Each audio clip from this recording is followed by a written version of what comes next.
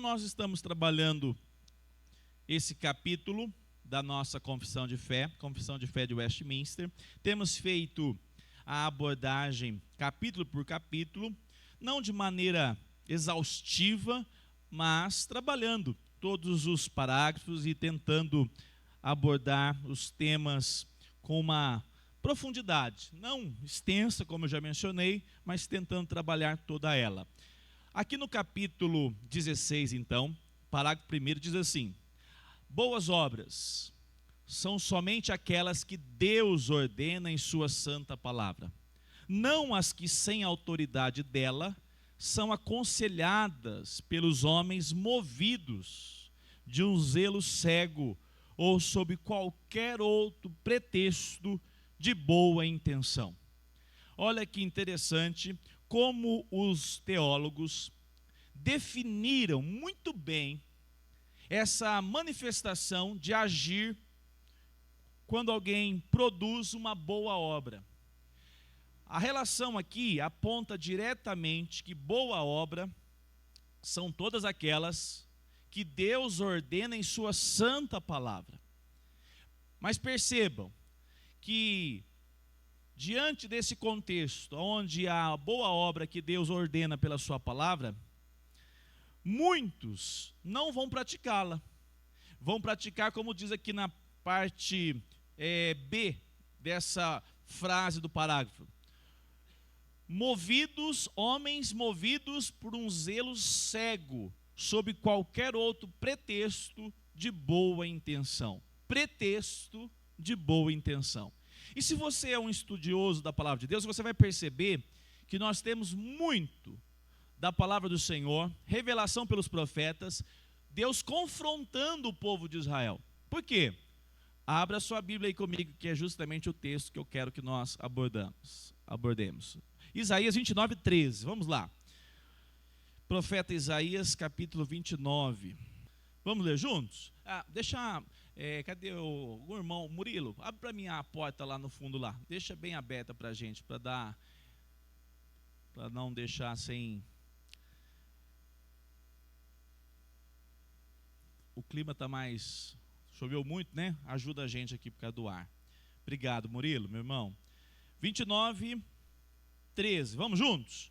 O Senhor diz: visto que este povo se aproxima de mim, e com a sua boca e com os seus lábios me honram, mas o seu coração está longe de mim, e o seu temor para comigo consiste só em mandamentos ensinados por homens. Olha só a definição da palavra do Senhor, de como esse zelo, ele é um zelo aparente, ele é um zelo de manifestação estereótipa, mas não está ligado ao coração.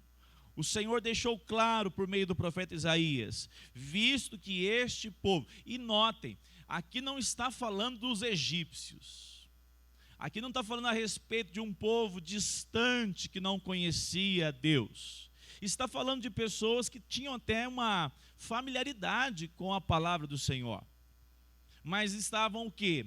Estavam totalmente aquém. Eles estavam somente de corpo presente. Eles estavam, na verdade, adorando ao Senhor de maneira religiosa, podemos assim falar, uma maneira simples de você entender.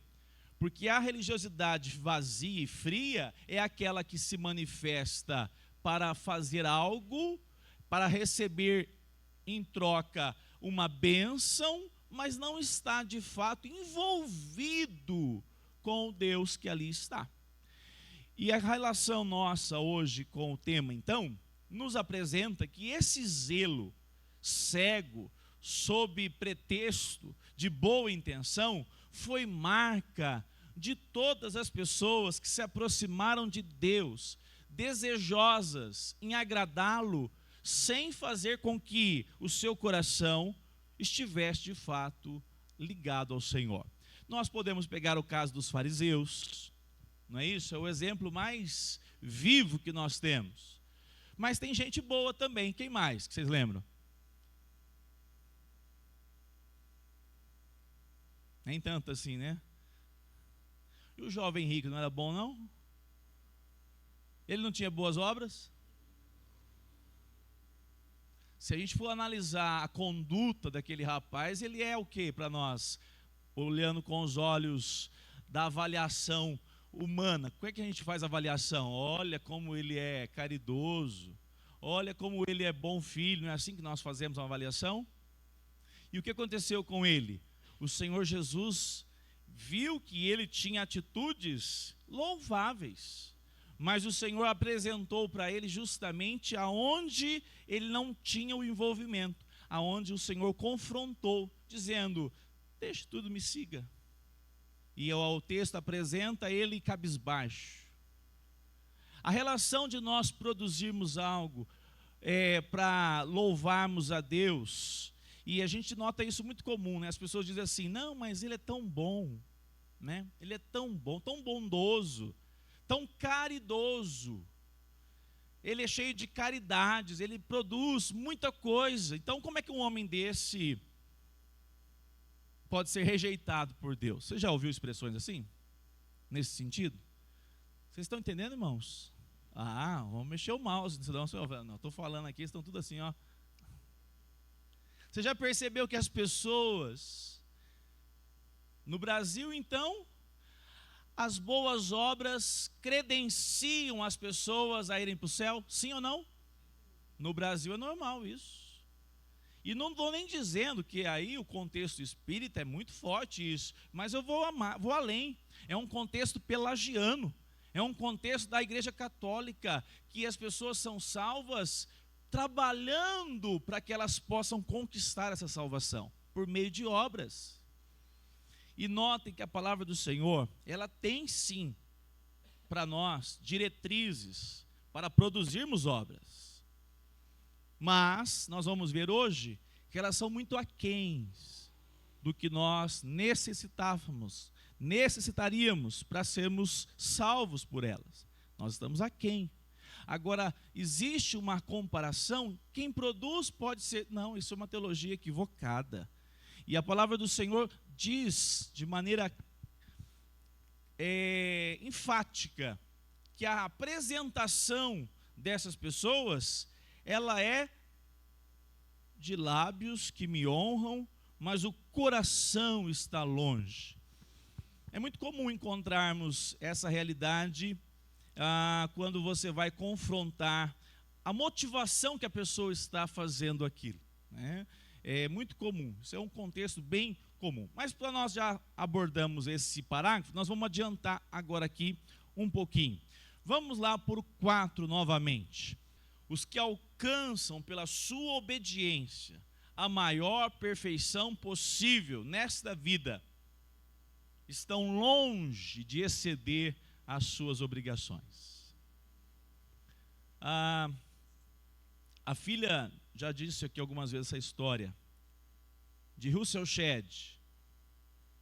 Olha que filha e filho é o que nos vê desnudo, né?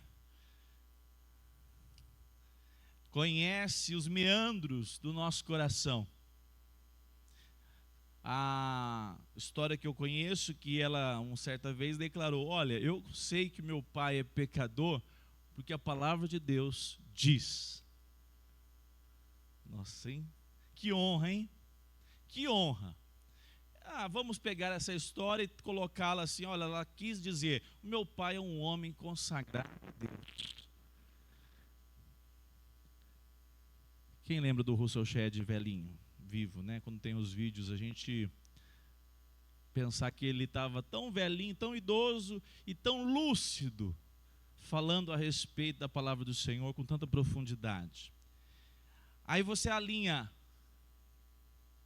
piedade, uma vida de temor ao Senhor e reconhecimento de quem a pessoa é, um miserável pecador. Quando nós produzimos muita coisa boa, nós estamos muito aquém de dizermos: não, eu consigo produzir algo que eu possa ser honrado e até mesmo glorificado. Na realidade, nós temos que ter sempre a consciência, toda a honra e toda a glória ao Senhor. Olha só, mais uma vez, esse versículo de Neemias. Domingo passado nós lemos, mas eu quero retomá-lo. Neemias teve uma postura de um servo de Deus. Irmãos, nós não deixamos de receber glória. Porque quando nós fazemos alguma coisa boa, as pessoas vão glorificar, vão exaltar. Mas nós temos que apresentar diante do mundo que essas boas obras que estamos fazendo é a luz da misericórdia e graça de Deus. Esse é o grande ponto. Não é falsa humildade. Ah, não, ficou bom. Não ficou bom, não. Não, ficou bom, né? Graças a Deus, para a glória de Deus. Então, o papai que consegue ter os filhos na presença de Deus a vida toda, ensinou desde novinhos, ensinando a palavra, transmitindo a palavra dia e noite, e quando se tornaram adultos, se tornaram servos de Deus na presença do Senhor. Toda honra e glória a quem? E essa serva, esse servo valoroso. Olha Neemias, teve homem que trabalhou mais para o contexto social de Neemias, ou melhor, de Israel após o cativeiro? Creio que não. Poucos homens como ele. Neemias 13, 22. Interessante que uma vez, me lembrei que tinha um professor que eu conheci lá no Colégio Batista, e ele disse assim, com a visão, a ideologia de luta de classes, ele disse assim: Neemias é um safado, quis bater no povo, foi duro com o povo. Se você conhece a história de Neemias, você vai ver que Neemias foi um líder o quê? Firme. E ele deu essa para mim. Eu falei assim, já cheguei aqui, ele falou que eu sou formado no Mackenzie, ele aqui na Universidade Federal, nós é visões opostas. Eu falei, o negócio está ruim aqui, viu? E era o meu professor do estágio. Eu falei assim, não, mas a Neemias teve uma postura fiel a Deus. Mas ele maltratou o povo. Na minha terra hoje é chamado de vitimização. Ninguém pode sofrer nada, coitadinhos, né? O povo estava longe de Deus, produzindo rebeldia contra Deus. Neemias, se vocês não tomarem uma decisão hoje, eu vou tomar por vocês. Couro nos 6 meses. Vai ler o texto de Neemias. Mas um homem firme, piedoso, temente ao Senhor. A nação foi levada para o cativeiro por causa de desobediência, por causa de rebeldia. Ele estava lá do bom e no belo, no bom, desfrutando da posição, copeiro do rei, e quis produzir boas obras. Ó rei, a minha nação está sofrendo, meu povo está sofrendo, a cidade dos meus pais está arruinada. Permita que eu vá reconstruí-la. Amados irmãos, a atitude de Neemias e a vida de Neemias é de fato uma vida exemplar. Mas ele termina a sua história no texto bíblico, o relato que nós temos de Neemias é de alguém dizendo: Senhor, tem misericórdia de mim. É por isso que nós não temos nenhum super-herói nas Escrituras. Nós temos homens de pés de barro, que produzem para a glória de Deus, que produzem com todo empenho, mas sabem que são de fato necessitados da misericórdia e da graça do Senhor. Isso é importante para nós entendermos e explicarmos isso às pessoas. Nós somos, na verdade, aqueles que foram agraciados para produzirmos, mas como Lucas 17:10, rapidamente, aqui na projeção, quer ver? Olha só a nossa posição, 17:10. Assim também vocês, depois de terem feito tudo o que lhes foi ordenado, fez tudo o que foi ordenado, digam: somos servos inúteis. Mas se falar isso hoje em dia é complicado também. Não. Um dia eu falei para uma moça: graças a Deus, que bênção que você passou no concurso. Graças a Deus não, graças a mim. Oh, toma distraído. Tá vendo? Ó, talvez não acorde amanhã essa miserável. Não é assim? As pessoas são soberbas. E eu vou dizer que esse é o exemplo mais clássico da soberba. Mas está cheio de pessoas que não falam nada disso e são soberbas, porque elas acreditam que elas são boas, produzem coisas boas. E nós entendemos que a palavra do Senhor, nós vamos ver isso hoje, nos trata, quando fazemos tudo, olha lá a projeção, tudo correto, não passamos de servos, o quê? Está apagado ali para mim. Olha lá. Servos inúteis, porque fizemos apenas o que devíamos fazer. Olha só, que clareza no entendimento. Então, esse é o nosso parágrafo 4, né? O 4. Vamos lá, o 5. Não podemos, pelas nossas melhores obras, merecer da mão de Deus perdão de pecado ou a vida eterna. Porque é grande a desproporção que há entre eles e a glória por vir. E infinita a distância que vai de nós a Deus, a quem não podemos ser úteis por meio delas, nem satisfazer pela dívida dos nossos pecados anteriores. E porque, como boas, procedem... Será que eu tenho uma palavrinha cortada aqui? Quem está com a confissão aí? Hã? Não, a palavra boas está certo aqui? Está certo, então. Procedem do Espírito. E como nossas são impuras, misturadas com tanta fraqueza e imperfeição as nossas obras, que não podem suportar a severidade do juiz de Deus. Assim, depois que tivermos feito tudo quanto podemos, temos cumprido tão somente o nosso dever e somos servos inúteis. Somos servos inúteis por quê? Porque comparados a Deus, a Cristo, não somos nada. Essa é uma boa definição. Certa essa definição? Tem mais uma. Ele falou a respeito de nós. Mas tem mais uma. E a respeito de Deus, de Cristo, da Trindade? Isso. Continua na mesma linha de quem Cristo é, e Ele fez por nós. O mérito é de Cristo, certo? Magda, quando nós pensamos que Cristo morreu na cruz, quem fez a obra foi Ele, a glória é de quem? De Cristo, não é isso? Por causa de nós pecadores, certo? Muito bem. Mas ainda falta um aspecto. Por que as nossas obras são inúteis? O que são obras? Tudo que nós fazemos. Imperfeitas. Comparadas ao quê? Olha a dica. Comparados a Deus. Vocês acham que Deus estava ocioso? Deus estava, vou criar aqui o ser humano à minha imagem e semelhança para eu sair do tédio. Não! Deus já estava sendo satisfeito numa relação perfeita por meio da Trindade.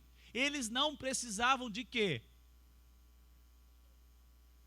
De nada, irmãos. De nada. Eles estavam vivendo a perfeição, eles são o próprio, a satisfação. A Trindade não tinha necessidade de nada. Quando nós comparamos o que nós produzimos diante do que Deus é e do que Ele possui, não temos nada para oferecer. Perceba que é um ato de Deus se compadecer de nós. Quando Ele fez Adão e Eva no jardim, que eram perfeitos, à luz da pessoa do Senhor, a imagem e semelhança, sem a queda, mesmo assim, as obras de Adão não se comparavam a esse Deus santo. ele era, num contexto de imagem e semelhança, perfeito, criação, não tinha pecado, mas mesmo assim Deus foi gracioso para com Adão, porque ele podia não dar o que para ele? Vida. Deus não precisa de nada, nunca precisou, então ele é diferente de nós, porque nós normalmente, quando temos uma necessidade, nós vamos lá, olha, eu preciso disso, vai me fazer falta se isso não acontecer. Deus não, Deus sempre teve, sempre foi satisfeito nele mesmo, esse é o ponto. Muito bem, vamos ver aqui alguns versículos, vamos lá, Romanos. Ô, Silvinho, está com a confissão aí? Presta lá para mim. Ah, você está com a Bíblia. Quem está com o livrinho? Presta para mim, Felipe. É que eu quero pegar aqui mais rápido. Ah, isso, obrigado. Com o texto, Silvinho, fica mais fácil para mim. Vamos lá, Romanos 3, versículo 20. Notem que a palavra do Senhor aponta: ninguém será justificado diante dele por obras da lei. É uma relação importante. As pessoas querem se justificar pela produção de obras. Essa semana eu usei muito esse versículo, até semana passada também tinha citado ele, Gálatas 4:4. Deixa eu pegar aqui, quer ver? Mas, isso mesmo, Silvinho. Quando chegou a plenitude do tempo, Deus enviou o seu filho, nascido de mulher, certo? É o segundo Adão, sim ou não? Olha depois da vírgula. Nascido sob, quer dizer que está do quê? Debaixo da lei? Abaixo. Sob. Ele está na condição de cumpri-la. Ele veio para cumpri-la. E essa lei é a própria lei de Deus. A lei não é ruim, como diz Paulo. A lei é boa. Mas a lei, podemos usar a expressão, ela é pesada.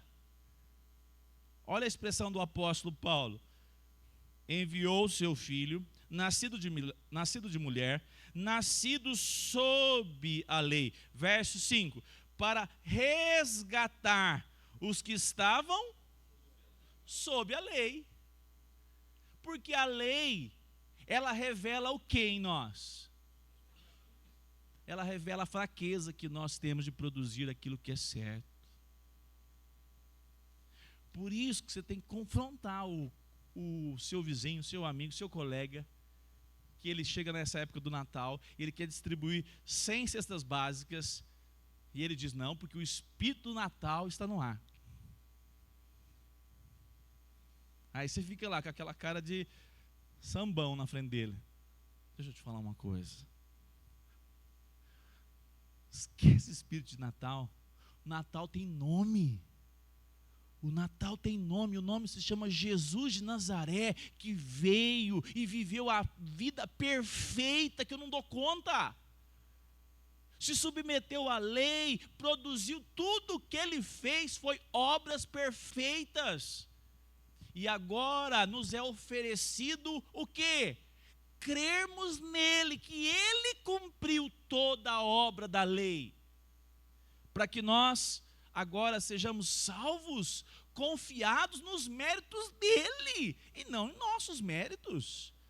Aí ele diz para você, mas você não acha que deve ser feito boas ações, boas obras? Você diz para ele, eu vou com você, se você se comprometer em ler comigo a palavra de Deus. Nós devemos produzir boas obras, não para sermos salvos.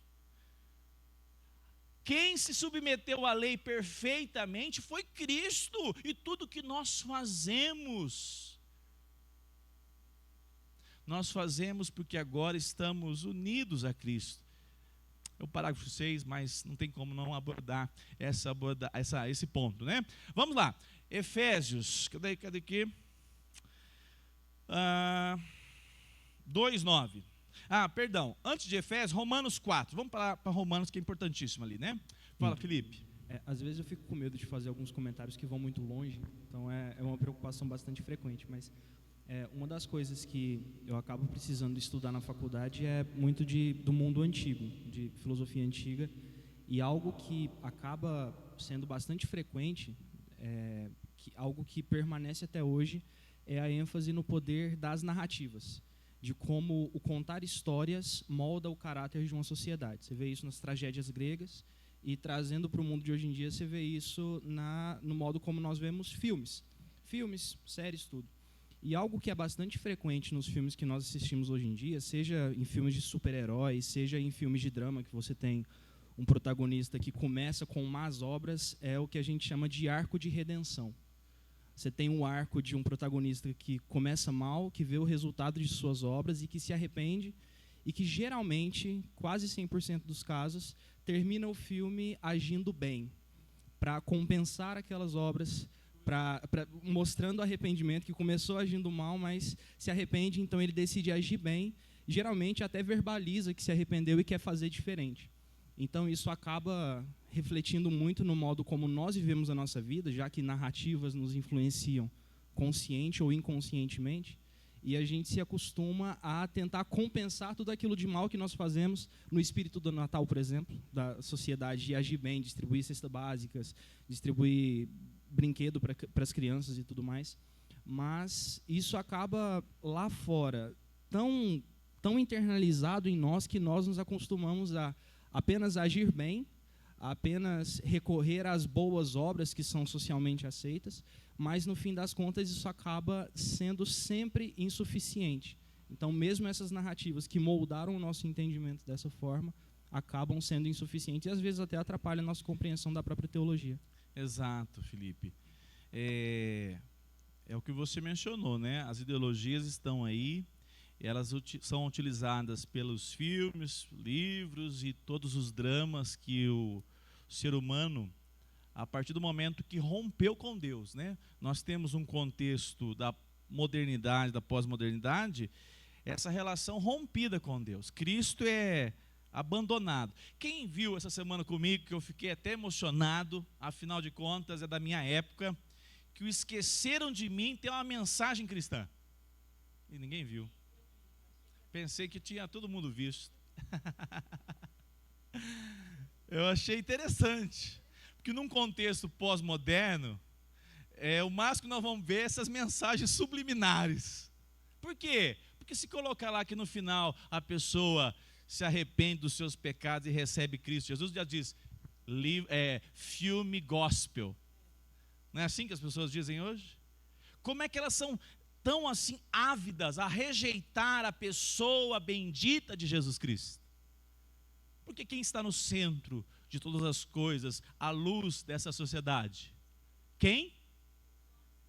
O próprio homem. O ser humano, irmãos. O ser humano tem respostas para tudo. Essa é a imagem, essa é a ideia. É esse contexto que nós vivemos nessa sociedade secularizada, onde a relação de nós vemos um Deus perfeito, cheio de glória, e que Ele deve ser exaltado, foi abandonado, né? É uma relação muito assim. Muito bem, vamos caminhar. Professor Lucas, fica à vontade, viu? Está na escola dominical, então você pode contribuir aí, viu? Muito bem, vamos caminhar. Romanos, não é isso? 4:2. Olha só. Abraão foi um homem crente? Nós não temos dúvidas. Abraão foi um homem piedoso? Sim. Mas olha só, a palavra do Senhor, lá em Gênesis, diz que ele creu em Deus. E, inclusive, aconteceu, quando ele crê em Deus, uma sentença judicial. Qual que é o nome? E por isso foi lhe imputado. Ele creu em Deus e por isso lhe foi imputado a salvação. Quando nós cremos que as nossas obras produzem salvação, nós rejeitamos a mensagem do Evangelho. Mas, pastor, tinha mensagem do Evangelho lá em Gênesis? Tinha. Qual que era o meio para ser salvo em Gênesis? Por meio de Abraão, por meio dos seus filhos, crendo. crendo no Senhor, crendo no envio, na vinda, um dia viria o Messias, mas crendo não por obras. Existe um erro no Brasil muito comum, eu que já perambulei as igrejas neopentecostais, que há uma imagem que as pessoas eram salvas no Antigo Testamento cumprindo a lei. Eles cumpriam a lei, por isso que eles eram salvos. Quem que cumpria a lei no Antigo Testamento? Ninguém. Como é que pode ser salvo pelo cumprimento da lei? A lei batia neles. E vão pegar o Abraão, que era tão crente, e ainda fez umas pataquadas. Fez ou não fez? E foram várias, Rafael. Uma mais complicada que a outra. Até os servos mais fiéis, eu repito, têm os pés de barro. Para nós observarmos que a luz da palavra de Deus não tem holofote em homem. Por que é uma aberração as igrejas? Já falei hoje, espiritismo, catolicismo, agora vamos para os evangélicos. Chegou a vez deles. Por que os evangélicos gostam tanto no Brasil de outdoor do líder? Porque são igrejas como a sociedade. Igrejas voltadas os olhos ao homem, à glória e o poder dos homens. E aí, claro, um pastor que tem poder, glória, fama, coloque o outdoor dele lá na porta da igreja. Até que deu uma diminuída, mas há uns 10 anos atrás, eram várias. Só do chapelão já começa, né? Exato. Aonde as pessoas dão glória ao desempenho do líder.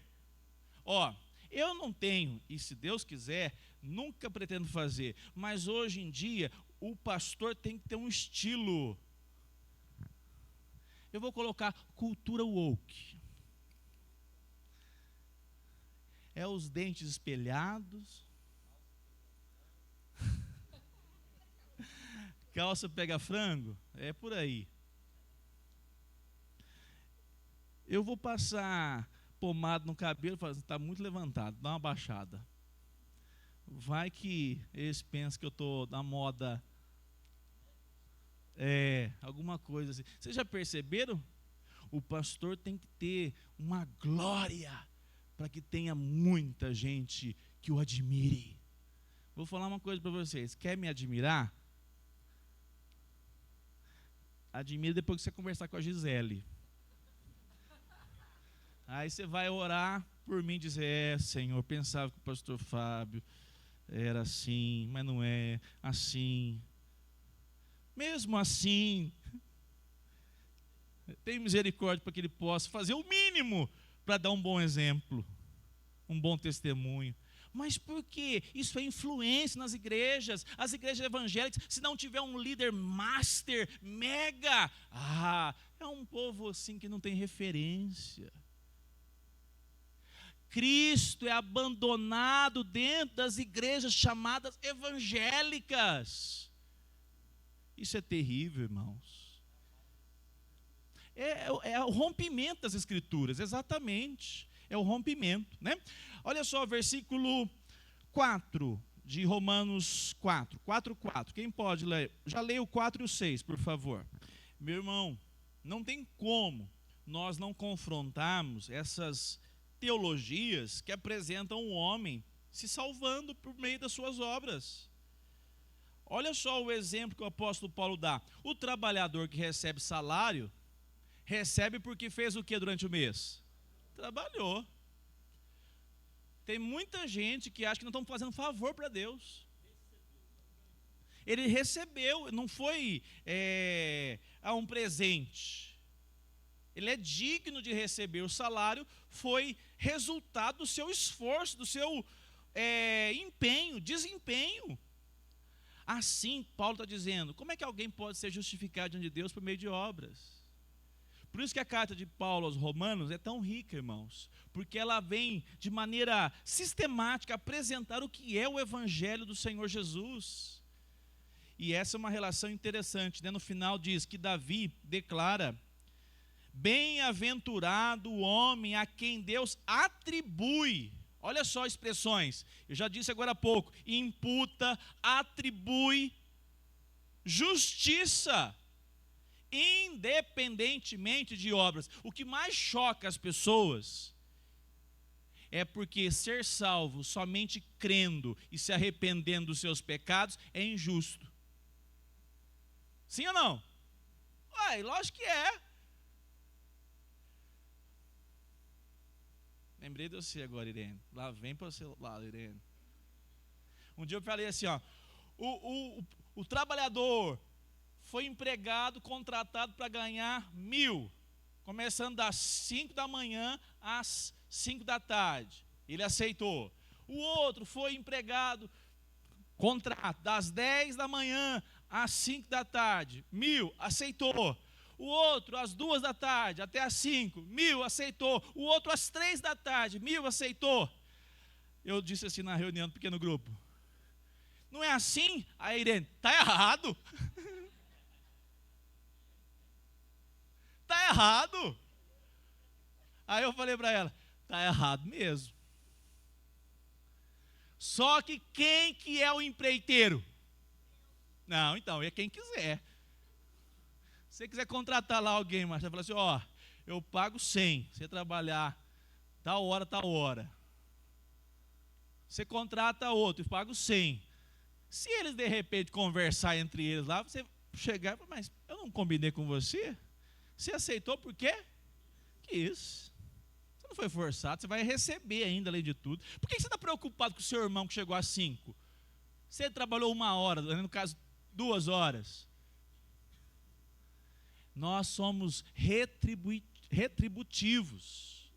Nós queremos deixar com que a justiça nossa seja estabelecida para Deus nos salvar. Saiba de uma coisa: a coisa mais injusta que existe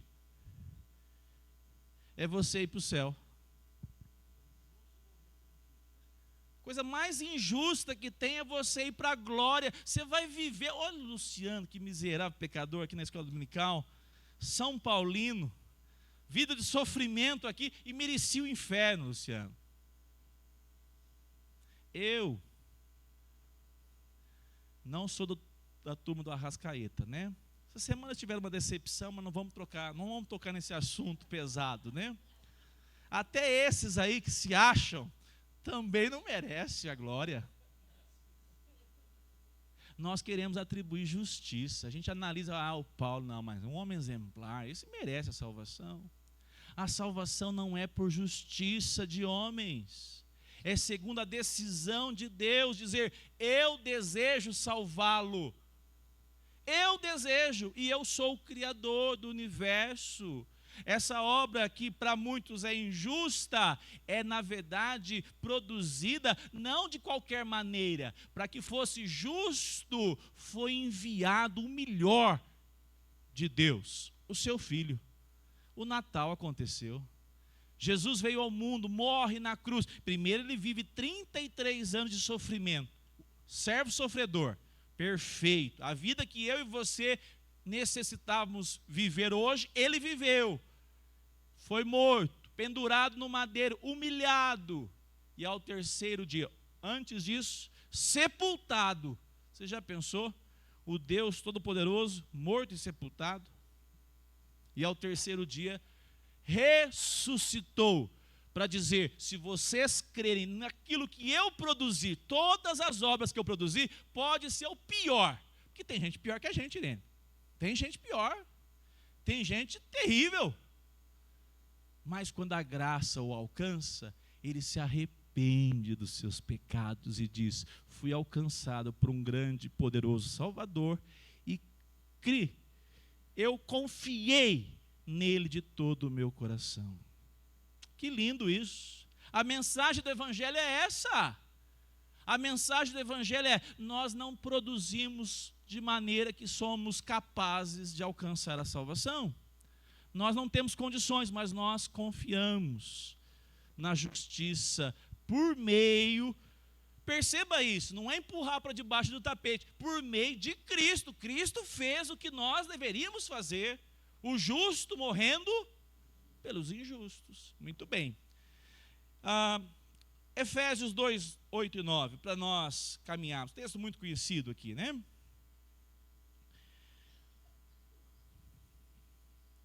Porque pela graça sois salvos, mediante a fé. E isso não vem de nós, é dom de Deus, não de obras, para que ninguém se glorie. Olha que lindo isso. Amados irmãos, nós então podemos dizer, a lógica de Deus foi fazer com que o seu filho fosse o único caminho. Porque de fato o que importa são as obras de Cristo e não a nós. Nós não podemos, daqui a pouco nós vamos ver sobre isso, né? Nós não podemos cair no extremo. Então, está vendo? Não preciso fazer mais nada. Não, claro que não. Todo aquele que de fato entendeu que Cristo veio e fez a obra na cruz, morreu, ressuscitou, e de fato crê e se arrepende, não pode viver na mesma vida. Senão não teve arrependimento e nem confiança, crença verdadeira na pessoa de Jesus. É uma pessoa com zelo, como diz a expressão lá no parágrafo 1º, é um zelo superficial. Ele está na igreja, ele vem à igreja, mas a vida dele não tem uma mudança. Então ele não creu em Jesus, porque a nossa vida, irmãos, é de fato vivermos essas boas obras em tudo. Domingo passado eu mencionei sobre isso. Coisa mais fácil é dar cesta básica, quando a gente tem sobrando. O difícil é nós darmos às pessoas que nos maltratam, são grosseiras, misericórdia, amor, não é assim? Essa é uma relação direta para a nossa caminhada. Vamos caminhar aqui então nós também. Muito bem, para nós não... Deixa eu ver se eu tinha outro texto separado aqui. Gálatas, é claro. Gálatas 5, 22. Encontrou, por gentileza, na projeção, leia para nós, para ganharmos um pouquinho de tempo. Eu pergunto para os irmãos, no texto do Bíblia está assim, ó, mas o fruto do pastor é, o fruto do Silvinho, é assim que está aí na Bíblia? Fruto de quem? Do Espírito. É por isso que qualquer pessoa pode se tornar um servo de Deus, ser transformado pelo poder do Evangelho, que quem vai produzir nele é o Espírito. A pessoa era avessa ao Senhor, a ser uma pessoa decente, mas o Senhor a alcançou. E o Espírito de Deus traz quebrantamento. Você tem alegria hoje de caminhar com Jesus, você tem desejo, zelo santo de ser um homem honrado, uma pessoa de boas obras, caridosa, misericordiosa, piedosa, é porque o Espírito de Deus está produzindo isso em nossas vidas. É uma relação direta agora, não de nós mesmos, mas da ação do Senhor nas nossas vidas. Isaías, não vou passar aqui, deixa eu ler para vocês. Isaías 64, 6. Mas todos nós somos como o imundo, e todas as nossas justiças, quem lembra do texto? Como trapo de imundícia. Todos nós murchamos como a folha, e as nossas iniquidades, como um vento, nos arrebatam. Olha só, expressão do profeta Isaías para o seu povo, para a igreja. Nós, amados irmãos, precisamos da misericórdia do Senhor, porque a nossa atitude, nossos hábitos, nossas práticas, até nós agora em Cristo, nós estamos em Cristo. De vez em quando você fala, não é possível que eu estou pensando um negócio desse, né? Somos derrubados por pensamentos, tropeçamos. Por quê? Porque nós somos, de fato, a nossa natureza ainda, ela necessita e carece da misericórdia do Senhor. Vamos para o 5, ou melhor, para o 6, para nós caminharmos para o final então. Parágrafo 6. Não obstante o que havemos dito, sendo aceitas por meio de Cristo, as pessoas dos crentes também são aceitas, o quê? Isso aqui faz toda a diferença. Vou novamente, para você prestar atenção. Não obstante o que havemos dito, sendo aceitas por meio de Cristo, as pessoas dos crentes também são aceitas nele as boas obras deles, não como se fossem desta vida, inteiramente puras e irrepreensíveis à vista de Deus, mas porque Deus, considerando-as em seu Filho, é servido aceitar e recompensar aquilo que é sincero, embora seja acompanhado de muitas fraquezas e imperfeições. Uau! Profundo. Tudo isso apontando que agora só há uma maneira de você produzir boas obras que agrade a Deus. Como? Estando nós em Cristo Jesus. Não há maneira de produzir qualquer coisa boa para Deus que não seja reconhecendo que quem produziu de fato boas obras foi Cristo. Essas sim foram boas obras. Porque quando não é pensado assim, qual é o sentimento que há no coração humano? Orgulho, soberba. Nós somos crentes, amém? E você não luta contra a soberba? Você não luta contra o envaidecimento? Você faz um negocinho melhor, você fala, não, mas como eu sou bom, né? Já se compara, né?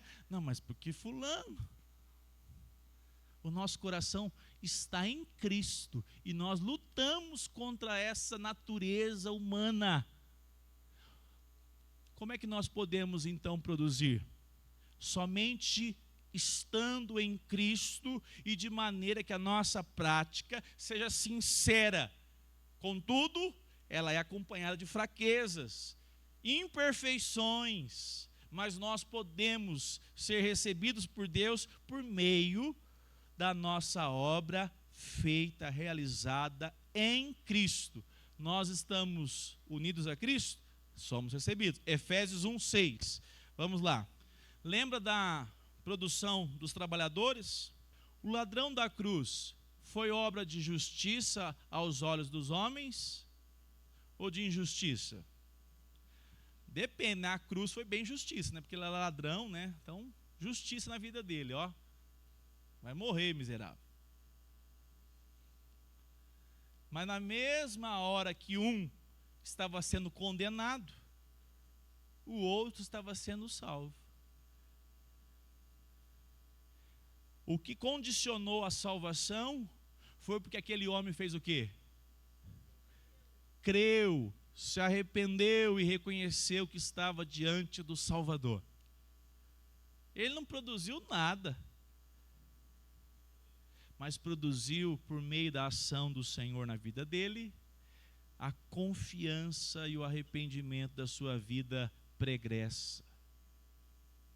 Aos olhos dos homens, você vai dizer, não, mas o cara aprontou a vida toda e agora vai para o céu. Hã? Chegou às 5, às 3, isso mesmo, terminou às 5, chegou às 3, Paulo. Não é isso, irmãos? Perceba isso. Aos nossos olhos, o que nós fazemos? Gente, no céu, nós teremos irmãos que aqui a gente diz assim, não, eu não teria essa cultura, essa cosmovisão, aí eu acho muito, e nós vamos ser surpreendidos. Porque quem salva, não estou dizendo que a gente concorda com muita coisa, pelo contrário, a gente condena e critica. Mas quem salva é Cristo. Não vamos chegar ao Senhor, mas por que a Magda não? A Maria está aqui. Nós vamos ter alguém para chegar lá, condição para fazer isso? Não, Porque de fato essa graça, ela foi providenciada por meio daquele que cumpriu toda a lei, e não nós. Nós estamos sendo agraciados. Aí não dá, né? Isso. Porque eu fico pensando assim, o senhor vê na televisão fulano que fez umas coisas absurdas, né? Eu estava assistindo esses dias e aí eu viajei, estava no aeroporto, eu vi uma coxinha, eu falei, não quero essa coxinha, porque eu vi que um casal matou e ficou fazendo coxinha da carne humana. Então eu penso assim, como é que uma pessoa dessa, a gente assim, lógico, todos nós somos pecadores, né? Eu também não sou digna, eu sei. Mas o senhor vê um pecado aí, quando o senhor fala assim, não existe pecadinho nem pecadão. Aí é difícil para mim entender. Não, não é não. Quer ver? Quem está comigo aqui, ó? Vocês viram? Eu fiquei sabendo. O rapaz matou a esposa, colocou ela de motorista e passou na rodovia e só foi pego que o pedágio pegou. Ela já estava morta, estrangulamento. E ele bateu no ônibus, no carro, para dizer, vai ser morta pelo acidente. Quem concorda comigo que ele vai receber, pelo que ele produziu, uma sentença lá no inferno, um setor de maior intensidade? Quem concorda comigo? E vocês não concordam não? Eu mando ele para o meio do inferno. Alguém aqui discorda que ele merece o meio do inferno? O centro, a gravidade do inferno ali toda. Porque o inferno é o inferno de Deus. O inferno é para retribuir toda a obra de injustiça praticada pelos homens. É que essas ações nos chocam. Mas toda ação injusta, e quais são? Todas. Porque nós pensamos, nós não matamos, graças a Deus. Deus nos deu uma condição, mas potencial nós temos. Tem ou não tem?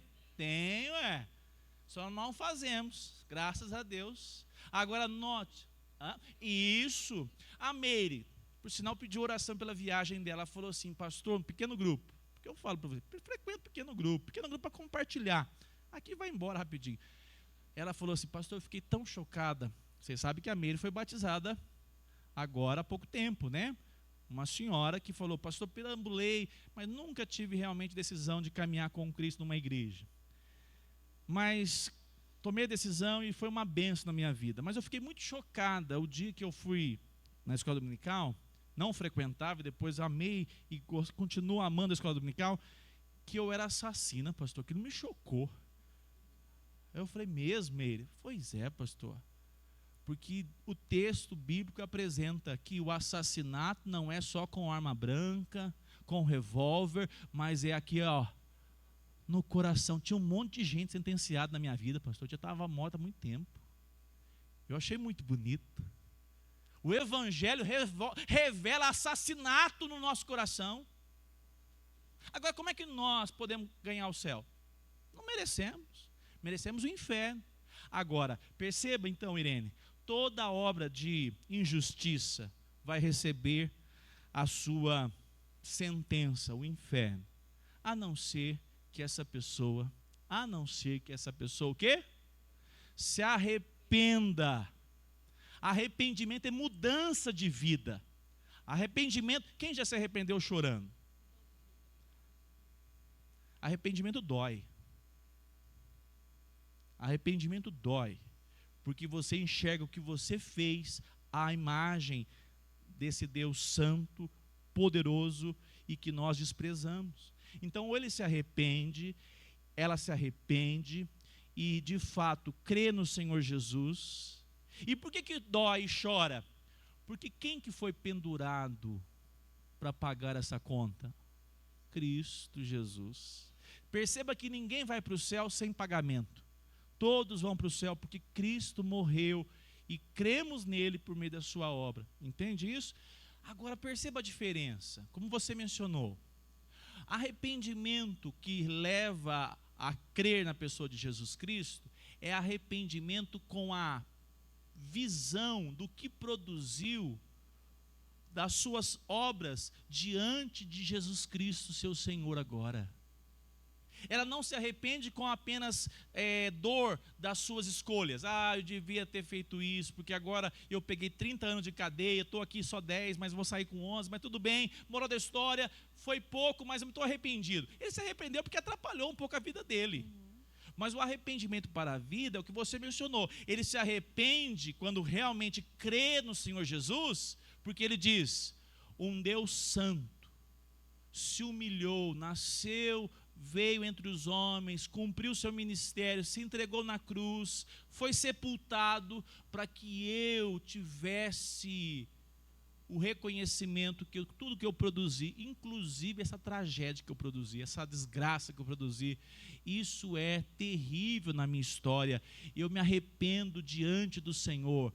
Essa é uma percepção muito importante. Arrependimento hoje é muito, de certa forma, confundido de fato. Para o Evangelho é arrependimento para a vida, arrependimento crendo no Senhor. Nunca existe confiança no Senhor Jesus verdadeira sem arrependimento verdadeiro. As duas coisas, como nós já estudamos, elas estão coadunadas, juntas, né? Um arrependimento que a gente percebe que não é para crer, mas, por exemplo, uma pessoa que tenta suicídio e ela não conseguiu, e ela arrependeu, mas ela não se converteu, ela não creu, ela arrependeu no momento. Aquilo ali a gente vê claramente que foi um arrependimento.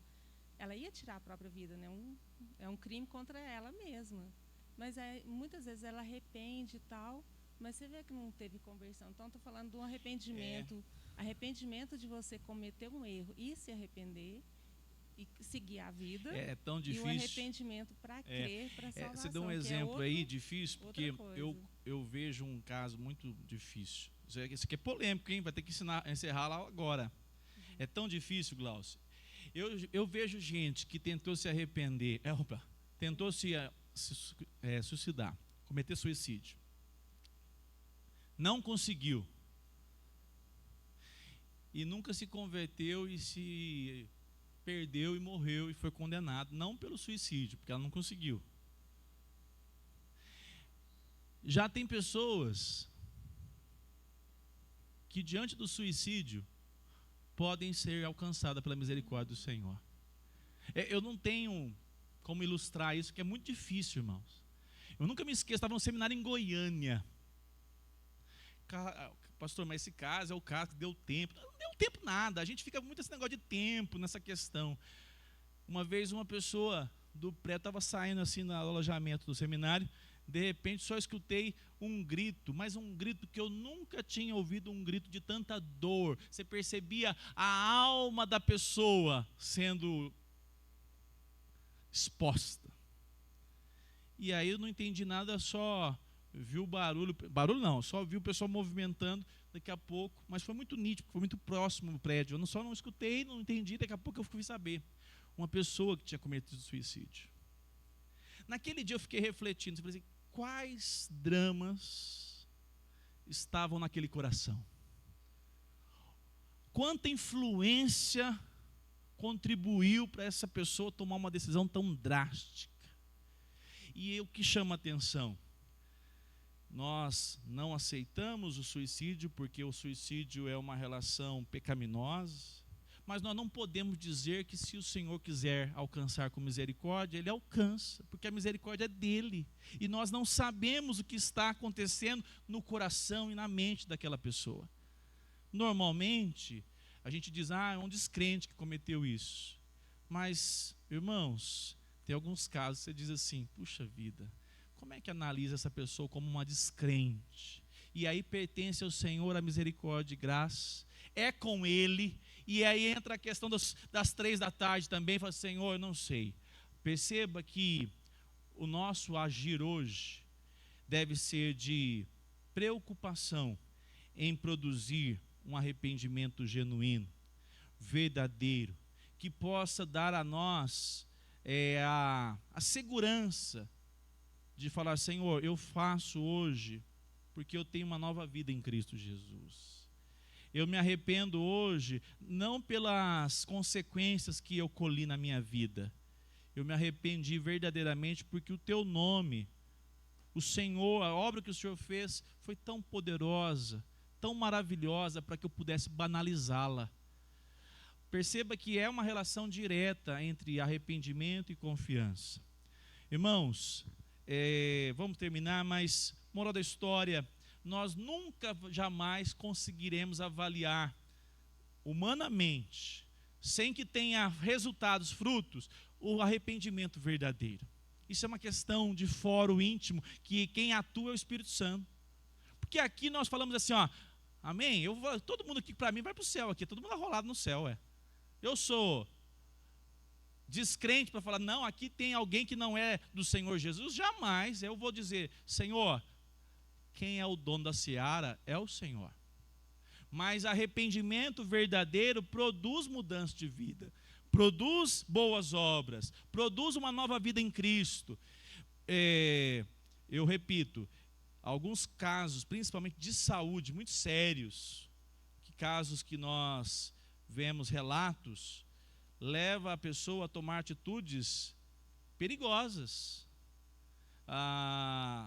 medicações. Esse dia eu estava conversando com uma pessoa, ela, psicologia, falou, pastor, essa medicação cria surto psicótico. Mas você pensou, uma pessoa tomar uma medicação dá surto psicótico, ela está fora de si, ela não responde por si. Então são situações que nós temos que pedir muita graça de Deus, sabedoria de Deus para lidar. E nunca definir o veredito, né? A pessoa, cadê o pessoal das igrejas? Tinha um pessoal que fala, não, porque aconteceu a morte assim, então está duvidosa essa morte, não sei se vai ter culto, não. Que coisa mais pagã de se pensar. Nós, primeiro, que não fazemos culto para mortos. Nós entregamos a pessoa ao Senhor, quem vai ser o reto juiz é o Senhor. E nós pregamos o evangelho. Não é que eu gosto, mas não tem jeito de falar outra palavra. Eu gosto de pregar no velório. Todo mundo presta atenção, que é uma maravilha. Quem veio no velório aqui do Chiol?